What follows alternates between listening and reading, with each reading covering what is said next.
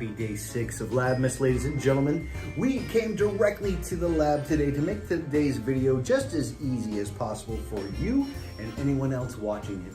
Now today we have a very special guest star as well as a pretty fun experiment. Now we're going to be dealing with chemical reactions. So stay tuned.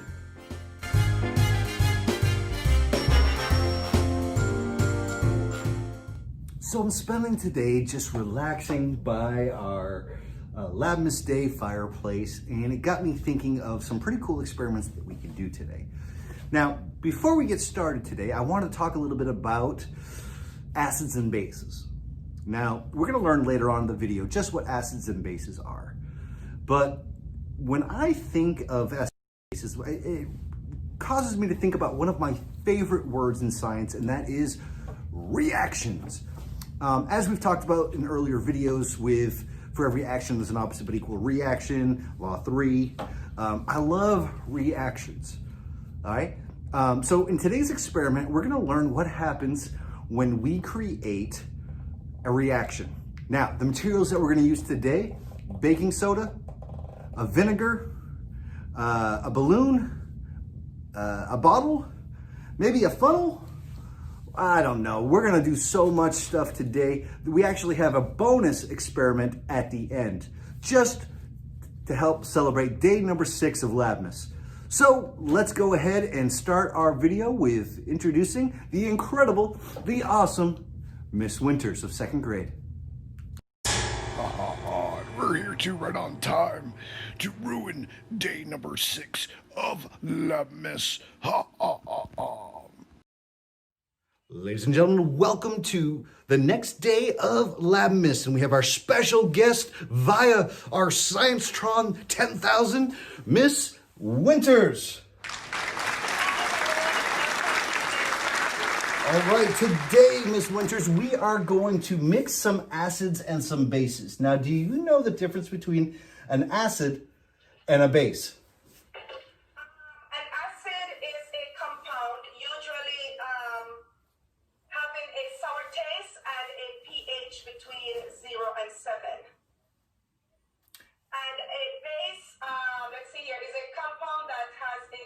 Between 7 and 14, and it tastes bitter. All right, very good, very great answer. And for those that don't know the technical terms of them, if you think about it, an acid breaks things down and it has a very bitter smell to it. You can definitely tell an acid by the way it smells. And a base, well, you probably had a base this morning in your cereal when you poured the milk on it. Milk is a base. So what we're going to do is see what happens when we add a acid to a base. Now, Miss Winter, do you know what a reaction is? Reactions. We're gonna have a reaction, a bad one, if this experiment doesn't work. And we both know it's not gonna work at. A reaction is a chemical change. Very good. It is. Now, can you make a prediction? What is going to happen when we mix the acid in with the base? I think we will, when we mix both, I think that there is going to be a chemical change here. Okay. Now, to catch this chemical change, ladies and gentlemen, what we're going to be doing is seeing what happens after, but it also is going to create something. So for our experiment today, we are going to use our base, which is baking soda. We're going to be using our acid, which is vinegar. We're going to be using a container to contain all of it. I got my plastic container right here. Miss Winters, you can kind of see hers right over here. Well, on the other side, it is a container to put everything in. We're going to use the incredible science tool, the funnel, and we're going to be using a balloon. Now, the balloon is going to capture what our byproduct is or what happens after the reaction, okay? So our first step, Miss Winters, is to take our funnel and take our balloon and put the balloon over the funnel. Okay. Like so, okay? And then we are going to take our baking soda, and I have to open up a brand new package. I'm sure you have it. And we're going to pour our baking soda inside the balloon. Now, you could do exact measurements, or you could just pour the baking soda in until it fills the balloon. So whatever you decide to do here, it's totally up to you. It's one of those kind of experiments that you can't really mess up. Did you hear that? He said, can't mess up. I'm sure he's gonna find a way to mess this one up. I think we got him today. Ha ha ha ha. All right, and I say that now. Watch, I'm probably gonna mess it up. All right, so we have our baking soda in our balloon. Now, sometimes our baking soda is a little too clumpy.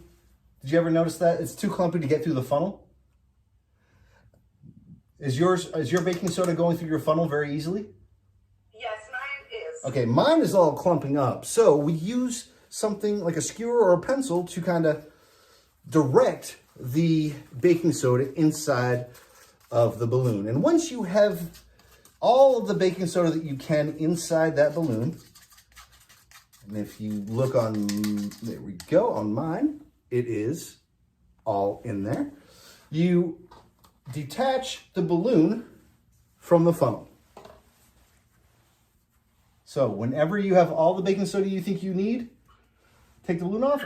All right, now I'm gonna go ahead and twist it because, Miss Winters, what's gonna happen if I leave the top just open and I set this down?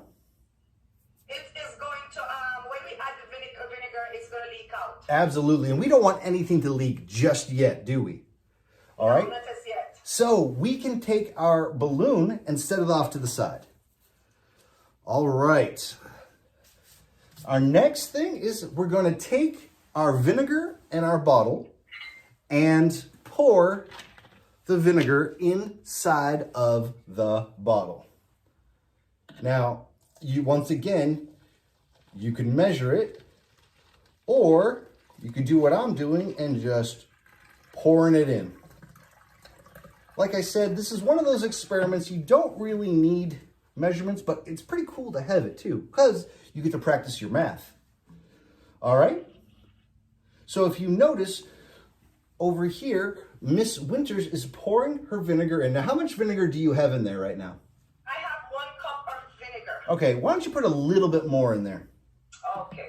Go ahead and put another cup of vinegar in there. Because here's the thing, the more acid and the more base that we have, the bigger the reaction's going to be, ladies and gentlemen. And for this, we're not going to have a reaction that is going to explode, but we are going to want a reaction that's going to be big enough to, well, you'll see in a second. So, do you think 1 tablespoon of baking soda is good enough, or do I need to use 2? Well, if you look at your balloon, how much do you think you have in your balloon? I have just, what do you mean? That might be enough right there. This might be enough. Like Okay. about the size of a golf ball.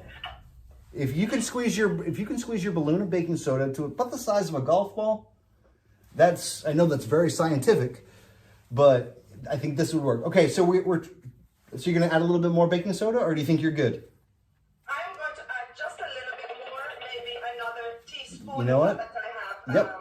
I don't think it's gonna hurt it any. Okay, just a little bit more.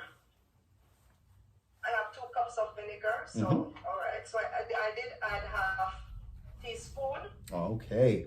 All right. Now this part is tricky. You have to take the top of your balloon right here and place it over the top of your container like that. Now we don't want to dump our baking soda in just yet, do we? No. No, we want to make sure that it's on tight. And I would suggest when we do put the baking soda in the vinegar that you hold down the top of your bottle, like right here. Okay. Okay. And right here. This way, if something happens, the balloon doesn't go flying off and you are covered in, well, whatever reaction we have left. Because today in Science Club, that exact thing happened to me. And ladies and gentlemen, I smell like vinegar and, well, it's not a good smell. So whenever you're ready, you give me the sign that we're ready to put our baking soda in our vinegar. All right, I am ready. All right, I'm gonna move the camera a little bit, so there I'm we excited go. to see what happens Me too. I'm really looking forward to seeing what happens. Ready? 3, 2, 1. Okay. Woo. Now, you can kind of see some of the baking soda still in there, so you may want to shake it up a little bit. Yeah, that's what I'm doing, trying to get it out Now, of baking soda. what are some things that you notice, Miss Winters? I noticed that the balloon inflated. It is inflating. How about the temperature of the balloon? How about the liquid? The liquid creates a foam. Uh-huh. Now, do you know what this foam is? Is this carbon dioxide? It is carbon dioxide. Ladies and gentlemen, the stuff that comes out of the end of your car is carbon dioxide, and that's what we have created here. Now, one thing she might not have noticed is if I touch the bottom of this bottle, it is actually cold. Yeah, that's right. Because what happens when the reaction here is when the acid meets the base, it creates a chemical reaction. Now, usually that chemical reaction is heat.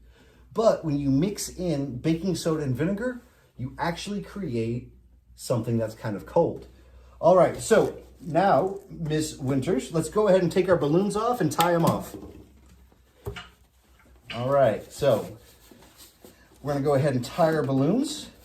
Now, in here, we have an entire balloon of carbon dioxide. Now, one thing that I notice is this. It doesn't fly like a normal balloon, does it? No, it doesn't. Okay, try putting it up. It sinks quick. Do you know why? Why does that happen? Because carbon dioxide is more dense or heavier than air. So what's going to happen is this, if I drop it, it's not going to float like a normal balloon. This will actually sink more like a rock. All right? So, is there anything else you notice with this, Miss Winters? Not really. All right. Well, I want to thank you today for joining us for Labmas. Thank you, everyone, for joining us. All right. I hope you have a great break, Miss Winters. And everyone else out on break, I hope you have a great break as well. Thank you, and you do the same too. Happy holidays, everyone. Bye. Now, for a little bonus footage here, another experiment that you guys can do, and definitely do this with your family, is this. Now, we just finished talking with Miss Winters that when you mix this acid and this base together, we create carbon dioxide. But I want to show you another use for carbon dioxide. So we're going to go ahead and kind of replicate this experiment again. So I'm going to take my acid and I'm going to pour it in this container. All right, I actually may need a little bit more. All right, so here we go. I got a bigger jug of it right here. There we go. And we add our base. Now, we're not gonna have anything to cover it this time, so I kind of just want you to see what kind of reaction it's gonna have. So you can actually see the carbon dioxide being created inside the mixture. Ready? And you know what? Sometimes it does explode, and that's one of the fun things about science, ladies and gentlemen. Sometimes you add too much materials. Wait, did we just win today? That experiment just blew up and he just made a huge mess. Oh my goodness, we finally won one. Oh. And that definitely happens. But what is being created right here? Well, we're creating carbon dioxide and, ladies and gentlemen, a big mess of vinegar and everywhere. This is why we measure. This is why it's important that we measure. But as you saw in here, we now created carbon dioxide. Now it's trapped in here because, like we said earlier, ladies and gentlemen, when we did the balloon experiment, it trapped all of the carbon dioxide in the balloon. Now, we know that carbon dioxide is heavier, so it actually sank in here and it's captured in our container. Now, I want you to take a look at what we can do with this. Now, if right here, you'll see I have a candle. We're gonna put out this candle just using the carbon dioxide that's in here. Now, we're not gonna use any of the liquid to put out the fire. We are just gonna starve the fire of oxygen by pouring out all the carbon dioxide. So let's see if it works. Do you see it go out? Now, no liquid came out of here, did it? The only thing that came out of here is the carbon dioxide. Let's.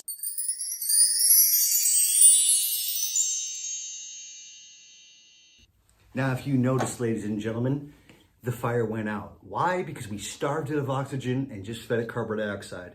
Ladies and gentlemen, fires don't like carbon dioxide. Thank you for celebrating this incredible Labmas Day with me. I want to thank Miss Winters for joining us today. She did a phenomenal job. Guys, give her a round of applause. That's all I am. I also want to give a shout out to Mr. Sargent's Science Club. Ladies and gentlemen, I can't be more impressed with you. Serenity, Cesario, Aubrey, Alexander, Michael, Selma, Cesario. I think I said Cesario already, but I'm going to say Cesario again. Eli, Parker, all of you that were in Science Club today, we were able to get through 4 or 5 experiments, and you did such a phenomenal job. I really hope you are all having a great break. So until the next time I see you,